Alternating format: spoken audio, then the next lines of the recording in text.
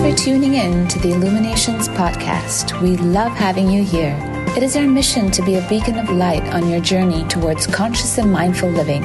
In our weekly episode, we bring you inspiring change makers in the field of spirituality, healing, personal growth, and wellness who share their insight and expertise so you can navigate your way to a happier, healthier, and more purposeful life. Hello, and welcome to another episode of Illuminations World Podcast. My name is Nia Roy, and I am your host. As always, back with another episode with a new guest. And today, I have a very special guest with me. And before I introduce her, I just wanted to start off with this note. See, we are all unique individuals with a very unique way of thinking, speaking, acting, and so on. So in some way or another, we are all lunatics.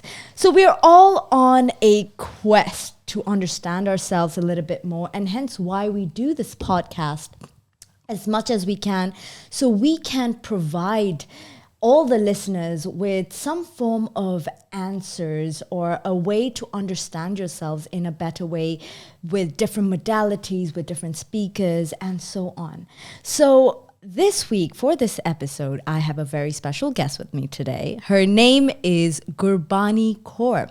She is an anxiety, depression, and clinical issue expert and a psychologist. And our topic for today is all about the lunar power, how the moon affects your mental wellness. And I know there are so many skeptics out there saying this is all a bunch of bull and there's no way planets can affect the way we think and so on. So which is exactly why I really want to have this chat with her so that we get a good understanding of, is that even possible? Can the moon really affect the way we think and feel? So on that note, welcome to the show, Gurbani. It's such a pleasure to have you here. Thank you, Nia, for such a wonderful introduction and also, how you introduced the topic. So thank you for that.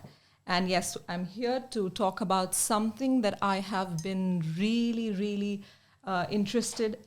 It was a gradual evolution, I would say, that how I understood that it has an impact on us, and slowly, gradually, with the practices and the kind of meditations I was doing, I found out that it does have an impact on us, and that's what we'll be talking about today. So I'm super excited to dive in. So before we get started, let's just start off with, okay, how can the moon actually have an impact on human beings? And how do we know that it's having an impact on human beings?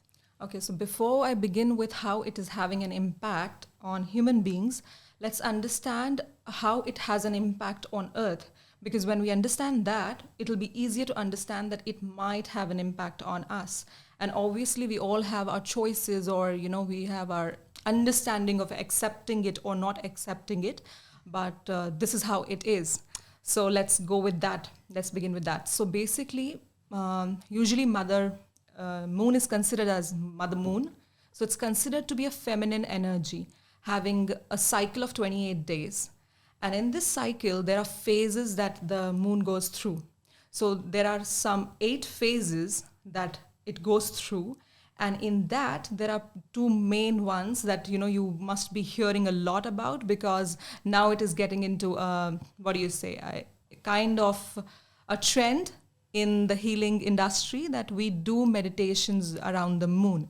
So that is how it is happening now.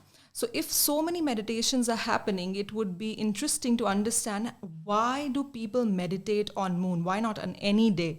And why specifically choose your meditation to be called as full moon meditation or a new moon meditation? So basically, everything in the multiverse or universe is interacting with each other. And we understand geographically a little bit that sun as well as the moon has a gravitational pull or a force. And if we understand that, we understand that because the closer to Earth is Moon, it has a more impact on it. It's not that Sun does not have, but Moon is very close to us. Right. So to understand that, if you see it from the perspective that Earth is such a huge mass in comparison to Moon, but the way it happens is that when the Moon goes through its phases, there is a tide that happens in the ocean. So if you see the shore, the water would rise and it would go back. Yeah. So this is how powerful it is. It's also said that it also has an impact on the earth ground as well. But that impact is so minute that you don't get to see the changes. The major changes that we see is in the water body because it's so evident. Right. And when it is evident, what you see is easier to believe than what you don't see. But that's also there. If you go deeper into the understanding of this subject. Then if we go forward from there, understanding that how if such a huge body can go through such an impact, understand even our body is 60% and more water. Of course. And if you go a little bit again in the detail of this, brain, heart, and all the other organs also have the different percentage of water. And the overall is 60%. So now imagine when the Earth, Moon, and Sun in a certain alignment, it actually creates an impact also on the body. Because even for humans, we also are kind of a little magnet.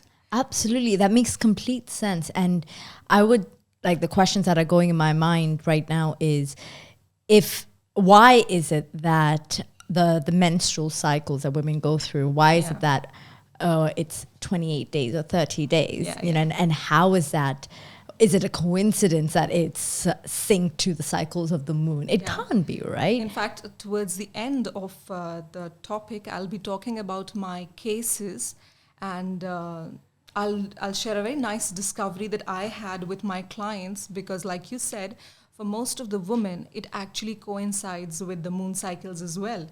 So both the feminine energies coming together, so you can understand the kind of energetic impact it will create, because most of the people feel that it's just the hormones that, make you a little irritated, little angry, little off the, mood, but that's not the case. That's not only the case. Yeah, you can't just blame it on hormones. Because then you'd have to ask, okay, why are the hormones going crazy in the first place, right? Yeah. What are the factors that we're not taking into consideration? Yeah. So another thing that I also want to touch base on is, why is it the moon a feminine energy?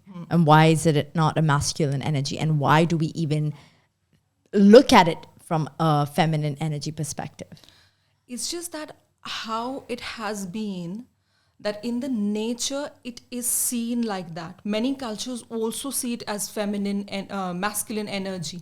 But what has seen in the observation is it is more closer to a feminine energy impact, because it's directly, because when you study it, you understand that the way it has an impact on the body, Earth, and then on the human body, it is seen, it affects the mood a lot, the emotions a lot. And when you see, whether it was culturally or whether in the evolution, men have somehow learned to manage their emotions in a certain way, and the women, the way they experience emotions on top of that, coinciding with such a powerful, phenomena. So then it makes more sense that maybe, yes, but there are cultures that also see it as masculine. Okay, so what cultures really look into the phases of the moon? Basically, what I have understood is India particularly sees a lot, is in very touch with the full moons and the new moons. So it was very surprising. A couple of years ago, I noticed that there are many mothers in various cultures in India that prepare a rice pudding and they keep it overnight. They energize it, and the next morning there's a culture that people eat that. No way. Yes. Very interesting. And it was, to me, surprise, because I live in a part of the country which is not traditionally my own country place.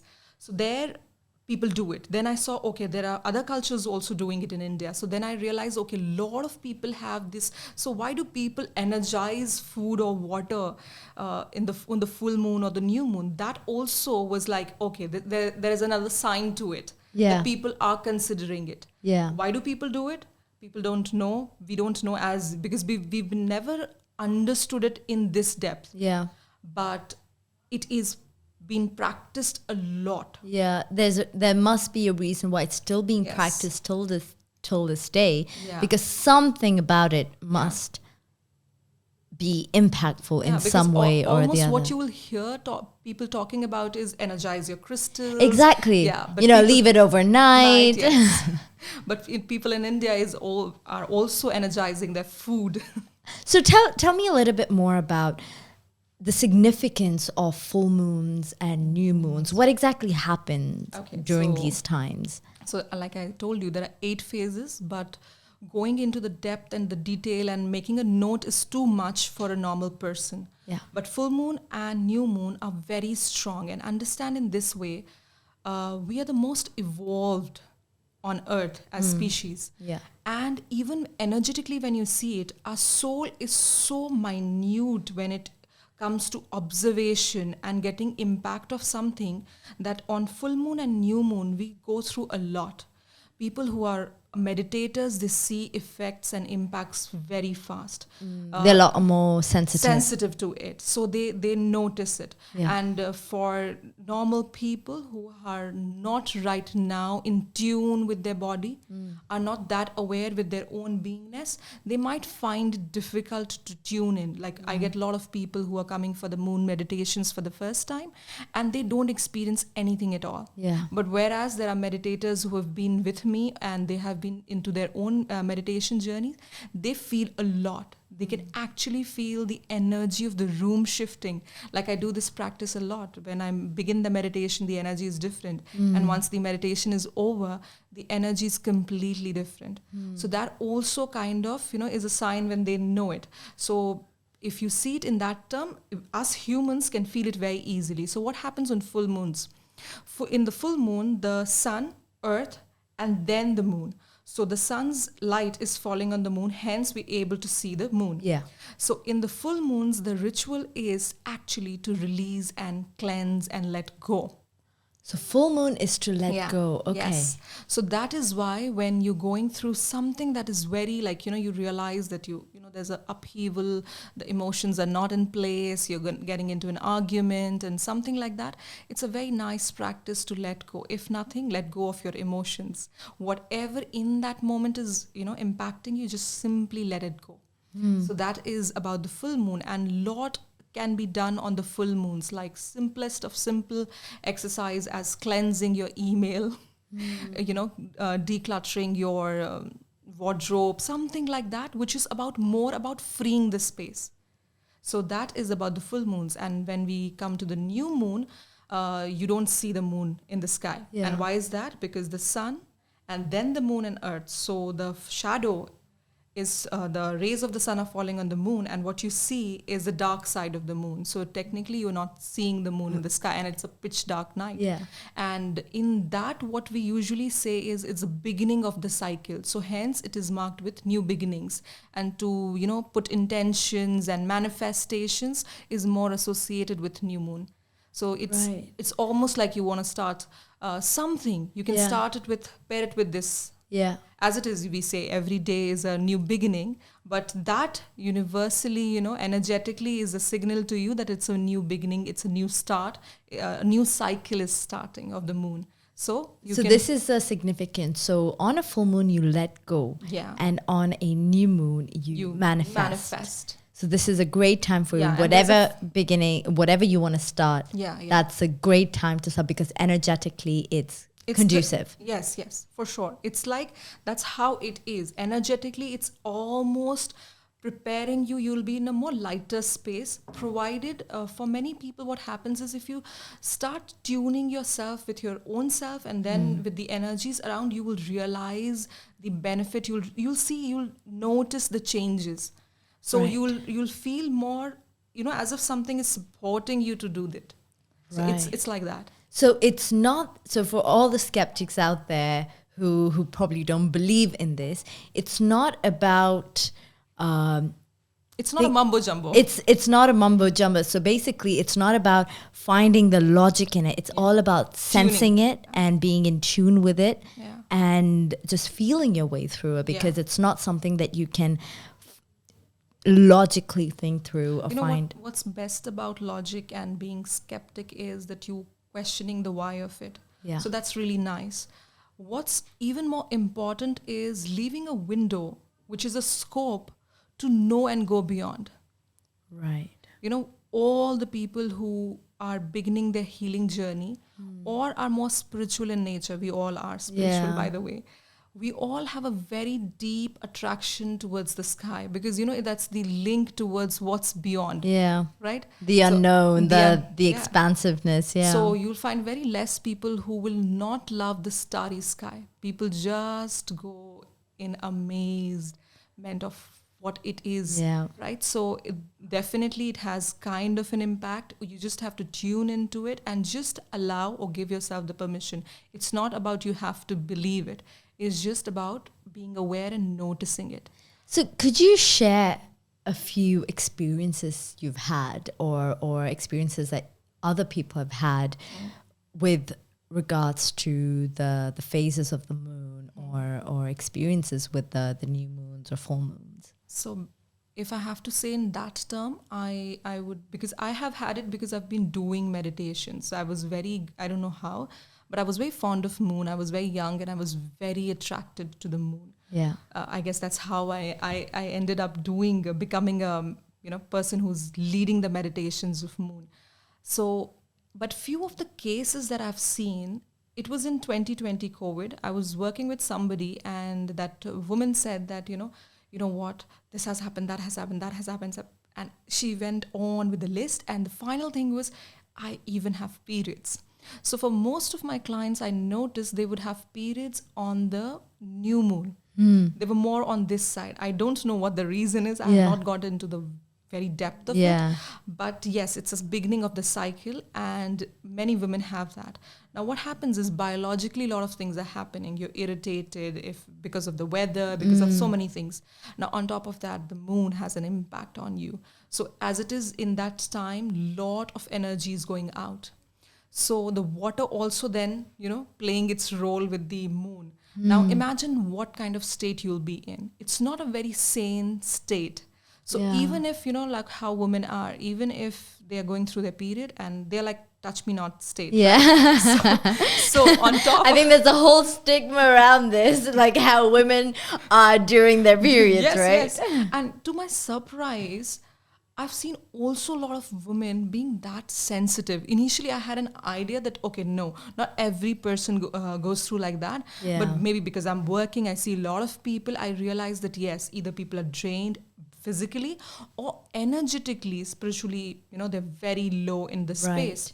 So now what happens is when the moon creates an impact in that time, the state increases in the intensity. So you are more in a state of maybe it's anger, agitation. Now imagine in that state, something else is happening around. You will feel it more. Right. So that then loses a very less scope of you being able to exercise your intelligence or in that matter realize that, oh, this is not that important. I should not react to it.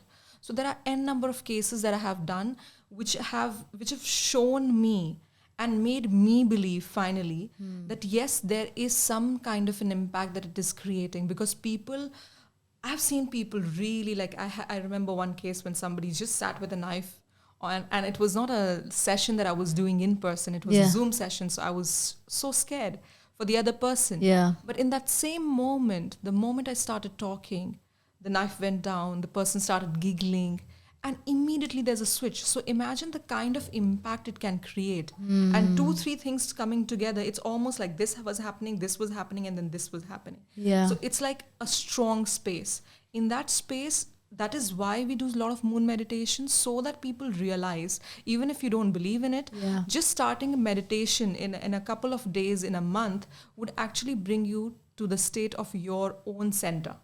So it's basically tuning you into the vibrations of the moon, and also helping you understand and not be so hard on yourself when you are having such emotional days.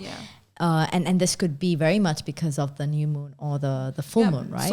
So what I do is I make my clients become aware that just check, is it a moon cycle going on? So most of my clients have literally thanked me, because then they realize half of the, the frustration goes out when you realize, oh, it's moon again. Now imagine for many people, like I was explaining full moon and new moon. Now imagine this is a full moon day. For many people, it's a 3-day impact cycle. Right. So it's not just a one-day thing. Exactly. It's because it's not a thing where you can that you just turn on and turn off. Right. Exactly. So it's like if the main day is there, many people have just one day added to it. So it becomes like 3-day, one day before, one day after. For many of my clients, I also saw that it was a 2-day thing.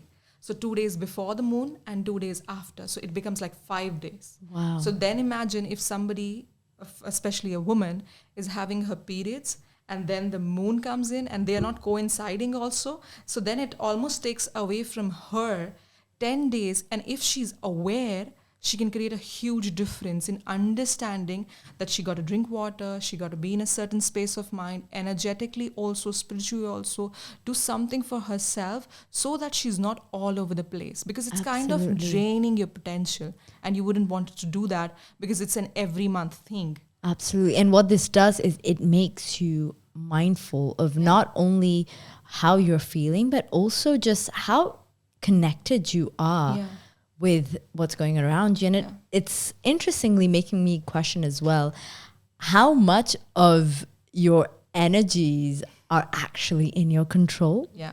And it also shows that your thoughts, your feelings are very much influenced, not only by the planets and the moons, but if you are so susceptible to that, it also shows how susceptible you can be to other people's energy and your environment as well, right? Yeah, for sure. So if I have to add to that, I would definitely say that yes, we are actually so prone to so many things. But also, if you recall what I said in the beginning or in the middle, that we are the most evolved species, which means we also kind of can have a control, or if control is not the right word, we can also manage it well. Yeah. That is why having a regime is so important, because there are so many things, the work, everything is outside of you. There has to be something that is within you, so that you find your own center. And when you found your own center, things align much in a way, because when you are not in alignment, things also don't align with you in the same way. So it's not to tell people that, they're helpless about this or they can't do anything about it. It's basically using it for your own potential to improve your state of being, right? Yeah. And in fact, like if you ask me, if you go through 3 to 6 cycles, 6 months, continuously, if you become more aware, by the 7th or the 8th month, when the full moon or the new moon comes, you will start seeing huge shifts. Because technically, imagine if somebody is saying full moon is about letting go, which means you'll be so aware that you'll know, oh, I have to let go, which means you're not in an unaware state, right? Yeah. You'll be aware. Then imagine somebody is talking about new moon and new beginnings, which means you're so aware to plan something in such a way, remember something, meditate on that day and do it, which means it's more about awareness, and it's not a state which is about helplessness. So when I begin working with people, I usually, even if it's a client, I start tuning them with lot of coming back in the now moment. Because what is in hand is now. Yeah. So, I couldn't meditate yesterday. That's fine. Yeah. Start from today. Start something, maybe breath work. That's also fine, because a lot of, when you see now, it's trending a lot. So a lot of people do full moon meditations with bowls, right? Yeah. A lot of people do movement meditation. So you can just move around. Just stagnant energy should just move. move. So what are certain festivals or practices that cultures are currently doing around this new moon or full moons that we can incorporate, or listeners can incorporate into their lives? Basically, if you look at a lot of festivals, Indian festivals are either falling on the new moon or the full moon. Like, for example, Diwali falls on the night of new moon. So basically, Right. there's no moon. Pitch dark night and all the lights that you see. Oh, I So didn't that, know yeah. that. Okay. So there are a lot of things that happen, festivals that happen. Also, it'll be interesting to see that which month we are in, May. Yeah. So which moon will fall? Are you aware? Which moon? Yeah. So, So there's a significance of the May month. oh, which moon? Yes. Huh, So, no, I have no idea. So it is called Buddha Purnima. Yes. Buddh Purnima. Okay, Yes. what does So that mean? Gautam Buddha was born on this Purnima day, which is the day 5th of May is the day. So a lot of masters, like from Sikhism, our first guru was born on the Purnima day, which is the full moon day. Oh, wow. Yeah, so a lot of masters have, it is such a thing that the energies, or you call it a coincidence, but their birth date happens to be on the moon day. Oh, So that wow. also you can actually, so this is for the people who are looking for that logic. You just search about it and you'll see. So these nights also have a lot of significance. People love to, this is also a reason why people love to meditate. Right. And you'll see a lot of masters, even gurus, people, they like to meditate on such nights, because imagine 3 huge masses in alignment. So, you also feel like aligning. It's a natural energetic thing. You'll be more drawn towards it once you start doing it. So I'm very curious to know about, is there really a significance or any form of connection to why there's this word called lunatic, but it's kind of seen as a negative word, whereas now, based on what you've said, that there's actually there's a lot more to it, right? Yeah. Basically, I think in the beginning, psychology back then was not developed that much. So when people started seeing people go more aggressive, little bit not in the mood, so people started labeling it as lunatics.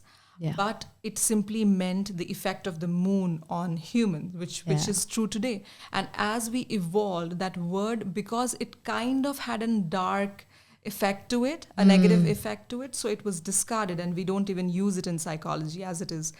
It because of the history that it has. Right. Because a person would be very wild. So they would term it like that, because mostly even today because that's the truth. It is seen that the people get aggressive. They can get into conflicts unnecessarily. So During these days. Yeah. So it is kind of, when you are not in sync, like if this is your center and you're so deviated from being in the center for so many months or years because of XYZ reason, hectic life, so many things. So it kind of creates that kind of an impact. And after a while, you'll be like, why did I even argue? Yeah. But by that time, the damage is done. So the word was removed. We don't use it, but it is actually coming from the lunar word or the word moon and the impact of it. So even these are all signs that again and again prove to you, giving you a sign that yes, it might be having an impact. And then when you meditate on it, you find your center, it won't have such a huge impact in a negative way. Right, got you. So what advice do you have, or what tips do you have for our listeners that they can start doing from today onwards when it comes to having a particular kind of practices during full moons and new moons? Okay. I strongly feel that people who find it really difficult and are beginning, like find it difficult to pursue or stick to rituals and routines, for them I would start wearing crystals, because crystals are again natural minerals. So they have their own energy and it'll help you. So pearl is good, moonstone is good. And if nothing else, if you like rose quartz, wear it. It'll improve the energy of heart. If I have to add to that, silver is a good metal, and in the nature, it is more on the cooler side. So wearing silver with crystal would also enhance and stabilizes. If you would notice, a lot of people wear silver and pearl together, and they wear in the little finger. That is also to cool down the anger and cool down emotions that go up and down.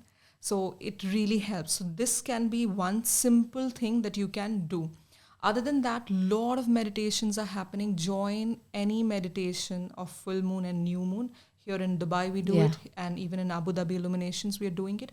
Come for it. I personally do it for from 2 years. I've been doing it with a lot of crystal grids, and I create huge grids so that, energetically they assist me when I'm leading a meditation. And you simply, when you breathe out and you be in that space, like I was telling, every person has seen a significant change. Most of the people have also felt very peaceful. So it's just like, you're meeting a bunch of people. Yeah. You're meditating together and you're not in that state. So it's almost like, Illumination sending them that, you have a meditation 3 days ago, 2 days ago. So it's a constant reminder, even from our side. That's the effort that we are doing from our side. So that, you remember that this is there, the post is going up and everything. And then when you come on that day, it's the entire preparation is for you to come be in alignment. So that also assists. Yeah. Or you can go anywhere, whichever place is near to you. And if you can't go anywhere, just sit, light a candle. Because the fire element also, because among the elements, fire is the most purest one. Yeah. So you can light a candle, sit next to it, and just simply close your eyes. If you don't know how to meditate, just simply close your eyes and just breathe out a couple of times. Wow. That is also a good beginning. And from there, slowly, gradually, once you start seeing a difference, then we start putting more efforts. It's all about seeing that first sign, right? Yeah. So then you know that, okay, it's creating a difference. And when something creates a difference, you would also want to continue with it. Absolutely. And I think you really touched base on a really good point, which is it's not about just believing whatever we just talked about. It's just by trying and testing and experiencing it for yourself. For sure. So for all the listeners, I highly encourage you that you join Gurbani's meditations, either whenever she's here in Dubai or she's in Abu Dhabi, and just experience it for yourself and make your own conclusions, right? Yes. So on that note, I would love to thank you, Gurbani, for taking the time off and having this conversation with me. It has been super insightful. So any last words for our viewers and listeners? I would just say that, start the journey, take the first step. And when you take that first step, you will notice difference. Be it therapy, be it coming here for meditations, taking that first step and like the rituals and the tips that I have given, just try beginning with any one of it, and then you will see a difference. And also, if you want to know more about this, you can definitely come to Illuminations Abu Dhabi or book an online consultation with me where I can explain you more, and you can specifically, if you feel that you have a question, I can also answer that for you. Thank you. Thank you so much to all our listeners and viewers. We will be back with another episode and another speaker. Until then, take care and live. Thanks so much for listening. If you enjoyed this episode, we'd love to have you tune in again next week as we discuss more engaging topics on relationships, health, career, self-care, and spirituality.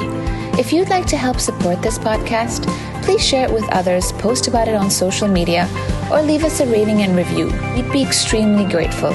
To catch all the latest from us, you can also follow us on Instagram at Illuminations World or visit the Illuminations World YouTube channel for more inspiring content. See you again next week, and until then, live light.